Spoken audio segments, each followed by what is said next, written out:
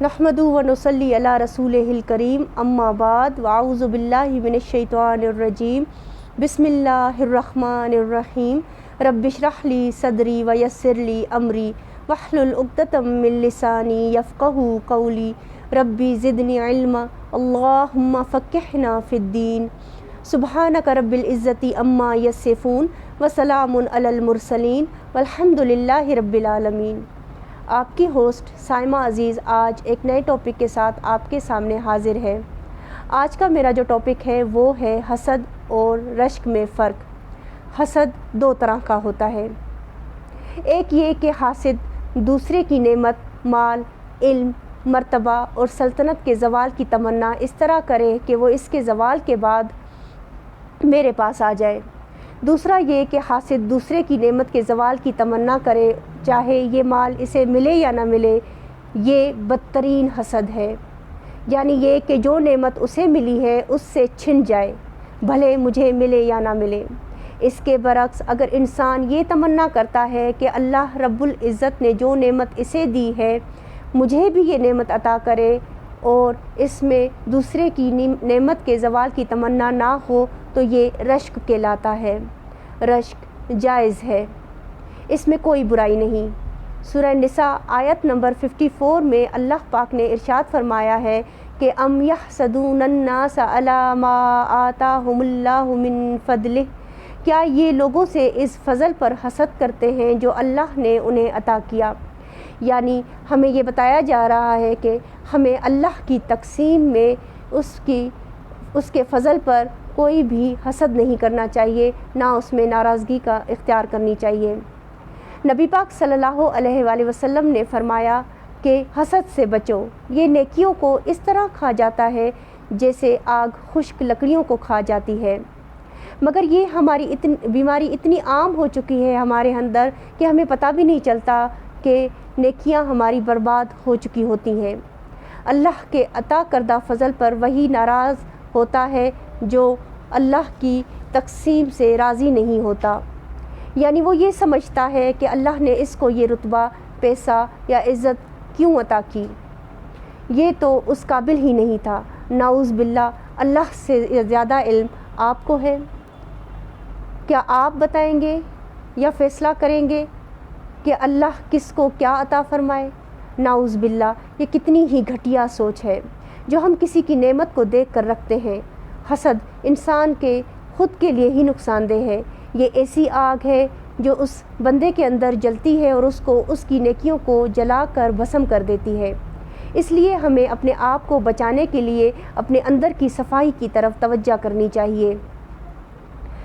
حضرت عبداللہ بن عمر بن عاص رضی اللہ تعالیٰ عنہ نے فرمایا ہے کہ ہم حضور پاک صلی اللہ علیہ وآلہ وسلم کی مجلس میں بیٹھے ہوئے تھے کہ حضور پاک صلی اللہ علیہ وآلہ وسلم نے فرمایا، جنتی دیکھنے کا شوق ہے؟ تو سب نے کہا کیوں نہیں؟ فرمایا دروازے پر نگاہیں جما لو، تو جو پہلا شخص مسجد میں داخل ہوگا وہ جنتی ہوگا۔ کہتے ہیں ہم سب کی نظریں دروازے پر لگ گئیں۔ انتظار تھا کہ کون خوش نصیب ہے کہ جو آئے، اور حضور نے اس کے لیے بشارت دے دی ہے کہ وہ جنتی ہوگا۔ ایک بزرگ آئے، تازہ وضو کی وجہ سے ان کے آثار وضو چمک رہے تھے، داڑھی پر تازہ پانی کے آثار تھے، جوتا انہوں نے بائیں ہاتھ میں پکڑا ہوا تھا، اور وہ اندر دروازے میں داخل ہوئے۔ اگلے دن پھر حضور نے فرمایا جنتی دیکھنے کا شوق ہے؟ ہم سب نے فرمایا جی حضور، کیوں نہیں؟ فرمایا دروازے کی طرف دیکھو، جو شخص اب مسجد میں داخل ہوگا وہ جنتی ہوگا۔ ہم نے دیکھا تو وہی بزرگ تشریف لائے، تازہ وضو کے آثار چہرے پر تھے، جوتا بائیں ہاتھ میں تھا۔ تیسرے دن نبی پاک صلی اللہ علیہ وآلہ وسلم نے فرمایا کہ جنتی دیکھنے کا شوق ہے تو دروازے کی طرف دیکھو، جو پہلا شخص دروازے سے اندر داخل ہو تو وہ جنتی ہے۔ کہتے ہیں جب نظریں دروازے پر جمی تو وہی شخص دوبارہ دروازے سے داخل ہوا، اور حالت بھی وہی تھی۔ جب مجلس اختتام کو پہنچی اور لوگ گھروں کو پہنچے تو میں اس بزرگ کے پیچھے چل پڑا۔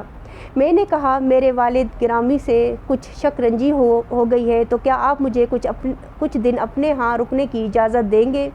بزرگ نے کہا آ جاؤ، کوئی بات نہیں۔ وہ مجھے اپنے گھر لے گئے۔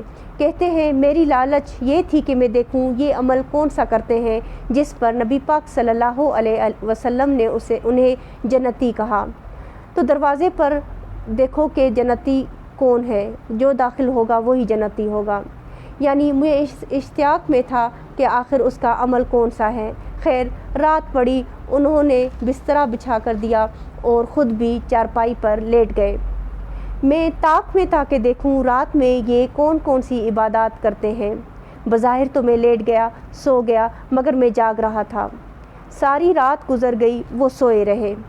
ہاں میں نے ان کا ایک عمل دیکھا کہ جب وہ کروٹ بدلتے تھے تو اللہ رب العزت کا نام لیتے تھے، اس کے علاوہ کوئی معمول نہیں تھا۔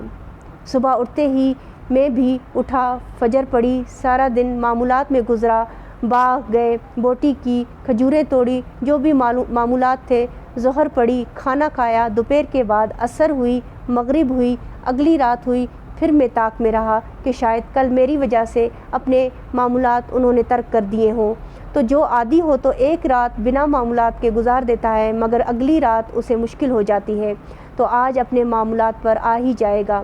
طاق میں رہا مگر پھر وہ ڈٹ کر سوئے، صرف کروٹ بدلتے ہوئے رب العزت کا نام لیتے رہے۔ تیسرا دن پھر یوں ہی گزر گیا، رات پڑی تو پھر وہ سوئے رہے، بس معمول کی نیند، کروٹ بدلے تو رب کریم کا نام لیتے۔ جب صبح اٹھے، ناشتے پہ بیٹھے تو میں نے کہا میرے ابا جی سے میری کوئی لڑائی نہیں ہوئی تھی، میں صرف اس لیے آپ کے پاس آیا تھا تاکہ میں دیکھ سکوں کہ آپ وہ کون سا عمل کرتے ہو جس پر نبی پاک صلی اللہ علیہ وآلہ وسلم نے فرمایا تھا کہ جس نے جنتی دیکھنا ہے تو دروازے کی طرف دیکھو۔ تو 3 دن آپ ہی دکھائی دیتے رہے۔ میں یہ دیکھنا چاہتا تھا کہ آپ کے معمولات کیا ہیں، شاید آپ نے میری وجہ سے اپنے معمولات ترک کر دیے ہوں۔ تو بزرگ فرمانے لگے نہیں عبداللہ، میرے وہی معاملات ہیں، میں نے تمہاری وجہ سے کوئی معمول ترک نہیں کیا، یہی میرے معاملات ہیں، مگر تم اشتیاق میں آئے ہو، شوق میں آئے ہو، تو میں تمہیں بتا دوں کہ میرے پاس عمل کون سا ہے۔ وہ عمل یہ ہے جو تم دیکھ نہیں سکے، لیکن میں تمہیں خود بتا دوں۔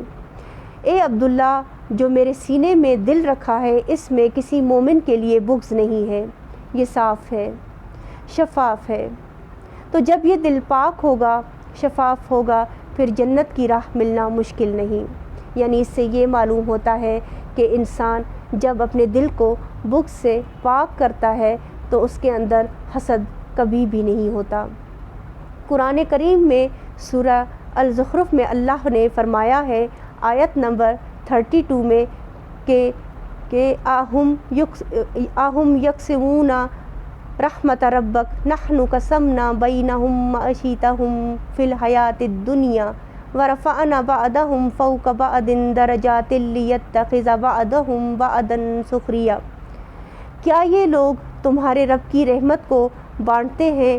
ہم نے ان میں ان کی معیشت کو دنیا کی زندگی میں تقسیم کر دیا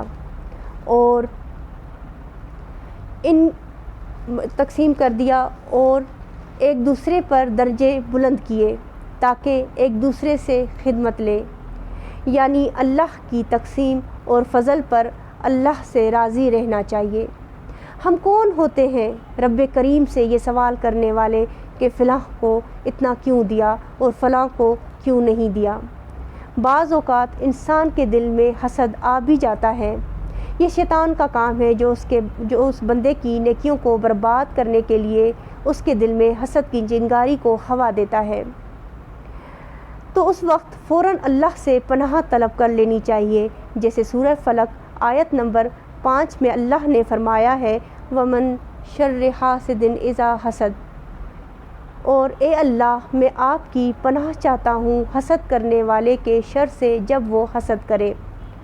آپ صلی اللہ علیہ وآلہ وسلم نے فرمایا ایک دوسرے سے بغض نہ رکھو، حسد نہ کرو، ایک دوسرے سے منہ نہ پھیرو اور قطع تعلقی نہ کرو۔ اے اللہ کے بندو، بھائی بھائی بن جاؤ۔ کسی مسلمان کے لیے جائز نہیں کہ وہ اپنے بھائی سے 3 دن سے زیادہ گفتگو کرنا چھوڑ دے۔